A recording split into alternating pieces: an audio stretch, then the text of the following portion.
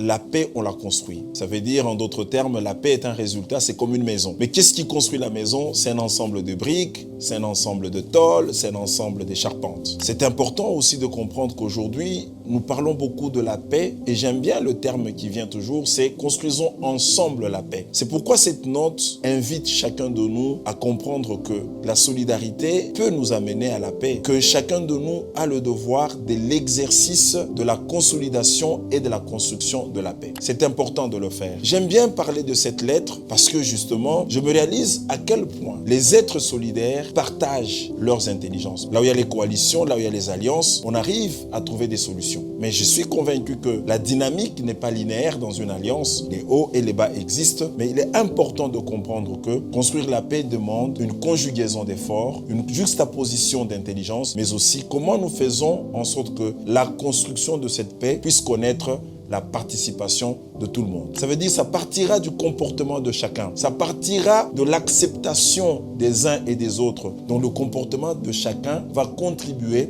à la paisibilité de cette communauté. C'est pour cela qu'il est tout à fait clair qu'on ne peut pas construire la paix sans être solidaire. Mais la paix a des auteurs. Chacun de nous est un auteur. Généralement, lorsque on est perturbé par un conflit, on a tendance toujours à croire que la solution viendra de quelqu'un. Non, chacun de nous peut construire la paix là où il est. Ça veut dire que si j'accepte de vivre avec mon voisin, avec mon frère, avec ma soeur, si nous nous tolérons, si nous nous pardonnons, eh bien, chacun de nous porte le germe de la paix. Et l'ensemble de ces germes amène à une paix durable, à une paix commune. Donc c'est très capital de comprendre que la construction de la paix passe par la solidarité et que quand vous construisez la paix est un résultat. Ça veut dire que l'ensemble des briques que vous avez pour arriver à la paix, c'est que chacun de nous amène sa brique à la construction de la paix. Et pour amener cette brique à la construction de la paix, il faut passer par l'exercice de la solidarité.